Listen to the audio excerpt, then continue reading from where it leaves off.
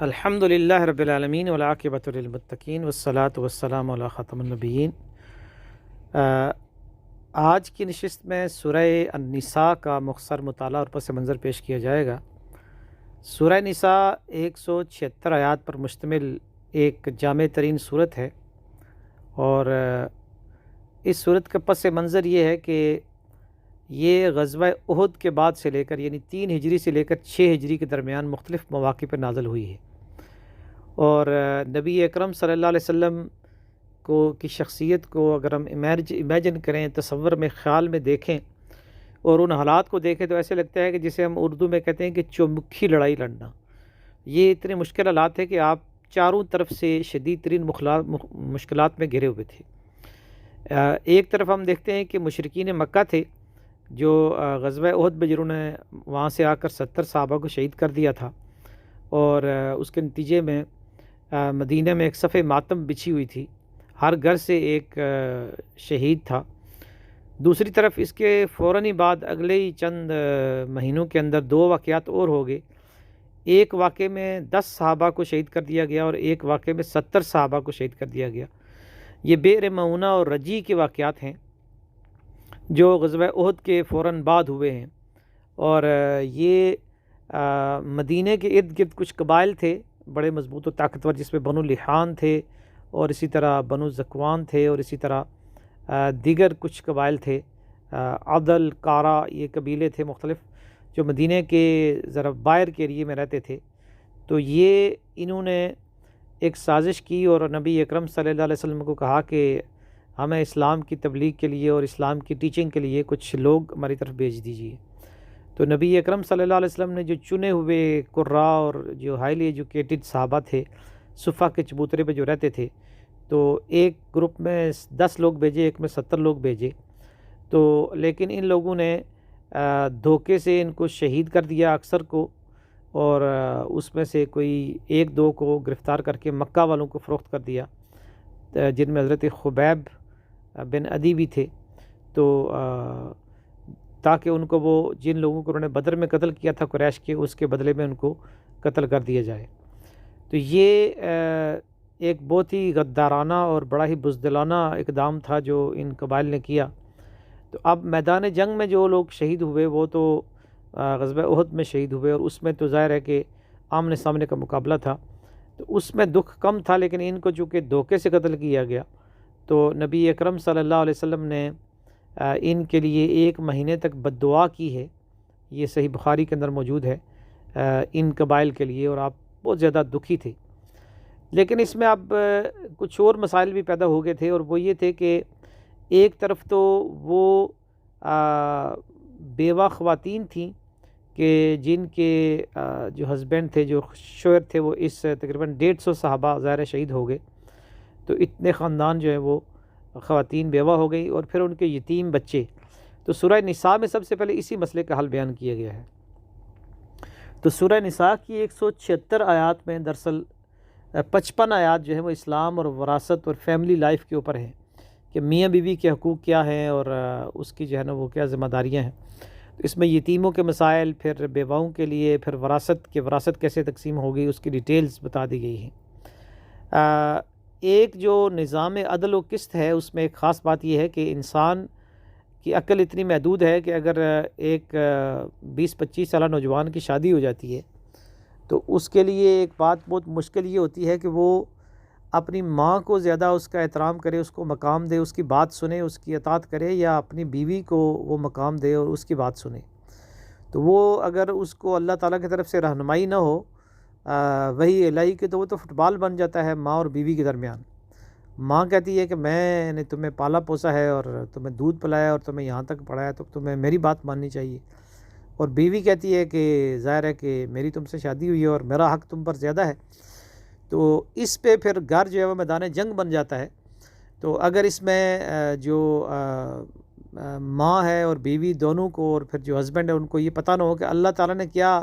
حدود اور کیا لائنز مقرر کی ہیں، تو پھر وہاں وہ گھر میں امن و سکون نہیں ہو سکتا۔ اور حقوق اور فرائض کا تعین اللہ تعالیٰ نے یہاں خود کر دیا ہے کہ ماں کے حقوق کیا ہوں گے، بیوی کے حقوق کیا ہوں گے، خاوند کے حقوق کیا ہوں گے، اور ان کے اپنے اپنے فرائض اور ڈیوٹیز کیا ہوں گی۔ تو یہ بیلنس اللہ تعالیٰ نے سورہ نساء کی آیت نمبر 34 میں بتا دیا ہے، الرجال قوامون علی النساء بما فضل اللہ بعضهم علی بعض وبما انفقوا۔ تو یہ ڈیٹیل پھر یہ ہے کہ میاں بیوی میں ناچاکی ہو جائے تو فرمایا کہ والصلح خیر، جو ہے نا وہ صلح میں خیر ہے، وعاشروہن بالمعروف، اور یہ کہا کہ جو ہے میاں اور بیوی کے درمیان اچھے طریقے سے ان کے ساتھ زندگی گزارو، وَعَسَىٰ أَن تَكْرَهُوا شَيْئًا وَهُوَ خَيْرٌ لَكُمْ، اور یہ ہے کہ وَإِن كَرِهْتُمُوهُنَّ، اگر تمہیں ان میں سے کوئی چیز بری لگے تو عَسَىٰ يَجْعَلَ اللّٰهُ، اللہ تعالیٰ نے ہو سکتا ہے کہ تمہیں ان کے اندر کوئی جو ہے نا وہ بلائی رکھی ہو۔ یعنی میاں بیوی کے تعلقات میں جو آج کل کی دنیا میں ایک پرابلم یہ ہو گئی ہے کہ میاں بیوی کے تعلقات میں جو فلمیں اور ڈرامے ہیں اس میں بالکل وہ آئیڈیل چیزیں دکھائی جاتی ہیں۔ جو ہیرو ہوتا ہے وہ ظاہر ہے کہ وہ لاکھوں لوگوں سے چن کر کے ایک خوبصورت لڑکا وہ پکڑتے ہیں، اور ہیروئن بھی ایسی ہوتی ہے کہ وہ لاکھوں لڑکیوں سے چن کر جو خوبصورت ترین ہوتی ہے اس کو وہ لیتے ہیں۔ تو اب ظاہر ہے کہ پریکٹیکل لائف میں میاں بیوی میں نہ میاں ہیرو ہوتا ہے اس فلموں کے ہیرو کی طرح کہ جو چٹکی میں جاتے ہی دولت کے ڈھیر لگا دے، اور نہ ہی کوئی بیوی ملکہ حسن ہوتی ہے، اور نہ وہ کوئی ایسی ایکسٹراڈینری ہوتی ہے۔ تو وہاں پھر یہ ہے کہ کہا گیا ہے کہ وَعَاشِرْهُنَّ بِالْمَعْرُوف، یہاں تم نے گزارا کرنا ہے، یہ ایک ٹیسٹ ہے، ایک آزمائش ہے۔ یہاں ایسا نہیں ہے کہ تمہارا آئیڈیل تمہیں مل جائے اور تمہیں جس ہیرو کی تمہیں تلاش تھی ہیروئن کی وہ تمہیں مل جائے گا۔ یہ زندگی ہے، اور یہ میاں بیوی کے جو تعلقات ہیں اس میں ایک مقصد ہے اس کا، اور وہ نسل انسانی کو جاری رکھنا ہے، اور اس میں یہ آئیڈیلزم کی تلاش چھوڑ دو، اور جو اللہ تعالیٰ نے یہ جو نکاح کا انسٹیٹیوشن تمہارے لیے قائم کر دیا ہے، تو یہی تمہاری سویلائزیشن اور کلچر کو تمہیں جو ہے نا وہ ڈیولپ کرنے کا ذریعہ ہے۔ تو یہاں پھر سورہ نساء میں ایک اور مضمون ہمیں جو بہت نمایاں نظر آتا ہے، وہ تقریباً 100 کے قریب آیات ہیں، یعنی 80-90 آیات ایسی ہیں کہ جو منافقین کے بارے میں ہیں، اور یہ وہ زمانہ ہے کہ جب منافقین نے بہت زیادہ زور لگایا ہوا تھا، یعنی فیملی لائف کو ڈسٹرب کرنے کے حوالے سے، مسلمانوں کے اندر سے ان کو تباہ کرنے کے لیے۔ یہ سورہ آل عمران اور سورہ بقرہ کے اندر بھی منافقین کا مضمون بہت شدت سے آیا ہے، لیکن جتنی شدت سے یہاں آیا ہے تو یہ بہت ہی نمایاں ہے، چونکہ اس کے بعد پھر سورہ توبہ میں یہ مضمون جو ہے نا بہت زیادہ اپنے عروج پہ جاتا ہے، منافقین والا جو مضمون ہے، تو یہ سورہ نساء میں ہمیں نظر آتا ہے، اور اس میں پھر ہمیں جو ہے وہ خاص طور پر یہ بات نظر آتی ہے کہ ان کو ایکسپوز کیا گیا ہے، ان کی حرکات بتائی گئی ہیں، ان کے خفیہ مشورے، اور ایسا لگتا ہے کہ کوئی طوفان وہ اٹھانے کی تیاری کر رہے ہیں، اور بالآخر وہ طوفان انہوں نے کھڑا کر دیا۔ اس لیے کہا گیا ہے کہ جو خبریں جب پھیلائی جاتی ہیں پروپیگنڈے، تو اس کی تحقیق کر لیا کرو، اور فَعَلِمَهُ الَّذِينَ يَسْتَنبِطُونَهُ، ان کی طرف لے کر جاؤ ان خبروں کو کہ جو لوگ اس کو جان سکیں۔ تو افواہ سازی جو ہے وہ اس پہ دکان نہ دھرو۔ لیکن بعد میں پھر غزوہ بنی مصطلق کے موقع پر حضرت عائشہ رضی اللہ عنہ پر انہوں نے الزام لگا ہی دیا۔ سورہ نساء کے اہم ترین مضامین میں سے ایک مضمون اہل کتاب کا ہے۔ اہل کتاب کو کہا گیا ہے کہ اہل کتاب ایمان لے آؤ اس سے پہلے کہ ہم تمہارے چہرے مسخ کر دیں، تو اور یا تمہیں اس طرح لعنت کر دے تمہارے اوپر جس طرح ہم نے ہفتے کے دن والوں پر لعنت کی تھی۔ تو بہت ہی سختی کے ساتھ اہل کتاب کو یہاں خطاب کیا گیا ہے، اور یہ بھی اہم مضمون ہے۔ وہ تقریباً اہل کتاب کے حوالے سے 37 آیات جو ہے نا وہ گزشتہ جو امت ہے مسلمان امت، اس کے بارے میں یہاں سورہ نساء کی 37 آیات ان کے بارے میں ہیں، ان کو دعوت دی گئی ہے اور ان کو خطاب کیا گیا ہے۔ سورہ نساء کا ایک اہم مضمون جہاد اور قتال ہے۔ ظاہر ہے کہ یہ جو پورا ماحول تھا جس میں ایک طرف قریش مکہ اب خندق کی تیاریاں کر رہے تھے، اور اس میں جنگ خندق بھی ہو گئی اگلے 4 ہجری میں، تو یہ چونکہ 3 ہجری سے 6 ہجری کے درمیان ہوا ہے، تو اسی دوران غزوہ خندق بھی ہوا ہے، تو اس میں ایک بہت بڑا لشکر پورا الائنس لے کر وہ آئے تھے۔ ظاہر ہے کہ اس میں جہاد اور قتال کے مضامین بڑے اہم ہیں، اور وہ بڑے نمایاں طریقے سے یہاں اس میں دعوت دی گئی ہے جہاد قتال کی سورہ نساء کے اندر۔ فَلْيُقَاتِلْ فِي سَبِيلِ اللَّهِ الَّذِينَ يَشْرُونَ الْحَيَاةَ الدُّنْيَا، قتال کرو ان لوگوں کے ساتھ کہ جو دنیا کی زندگی کو جو ہے نا وہ یعنی اس کو ترجیح دیتے ہیں آخرت کی زندگی کو نظر انداز کر کے، اور جو ہیں جو اہل ایمان ہیں وہ فَقَاتِلُوا فِي سَبِيلِ اللَّهِ، اللہ کے راستے میں لڑتے ہیں، اور جو شیطان کے اولیاء ہیں، اولیاء شیطان، وہ فی سبیل الطاغوت، وہ طاغوت کے راستے میں لڑتے ہیں۔ اسی طرح اس میں اسلامی کورٹس کا ذکر ہے، اسلامک جو ریاست ہے اس کے ابتدائی جو احکامات ہیں وہ اس میں دے دیے گئے ہیں۔ ان اللہ یأمرکم ان تؤدوا الامانات الی اہلھا واذا حکمتم بین الناس ان تحکموا بالعدل ان اللہ نعم ما یعظکم۔ یہ بہت ہی اہم آیت ہے جس میں کہا گیا ہے کہ اللہ تعالیٰ تمہیں حکم دیتا ہے کہ امانتیں ان کے اہل لوگوں کو سپرد کرو، یعنی کوئی بھی آفس، کوئی بھی ذمہ داری، کوئی بھی عہدہ، رسپانسبلٹی جو اس کا اہل ہوگا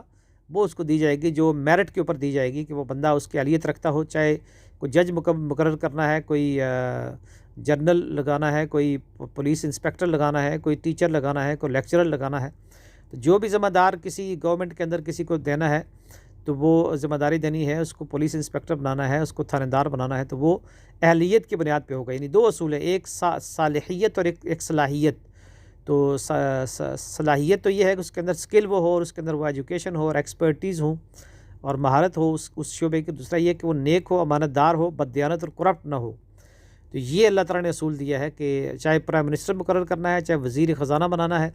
تو یہ معیار ہونا چاہیے۔ اگر یہ معیار نہیں ہوگا اور آپ اپنے اقربا پروری اور رشوت اور اپنے دوستی اور تعلق کی بنیاد پر لوگوں کو لگائیں گے تو پھر اس کے نتیجے میں جو معاشرے کا حشر ہوگا وہ ہم دیکھ سکتے ہیں کہ جو ہمارے معاشروں کا حشر ہو رہا ہے مسلمان ملکوں کے اندر، تو وہ یہاں پر اللہ تعالیٰ نے بتا دیا ہے۔ اور پھر یہ کہا گیا کہ عدالتوں کے اندر فیصلے عدل سے کرو، تو وہ جو ہے نا وہ عدل کے ساتھ اگر فیصلے نہیں کیے جائیں گے تو پھر اس کے اندر جو کیفیت ہوگی وہ ہم جانتے ہیں کہ کیا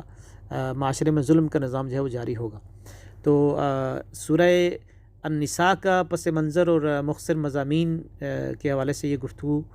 یہاں پہ ہم ختم کرتے ہیں، اور اس پہ مزید کچھ چیزیں ہیں جو انشاءاللہ اگلی گفتگو میں مزید اس کی وضاحت کی جائے گی۔ جزاکم اللہ خیراً۔ السلام علیکم ورحمۃ اللہ وبرکاتہ۔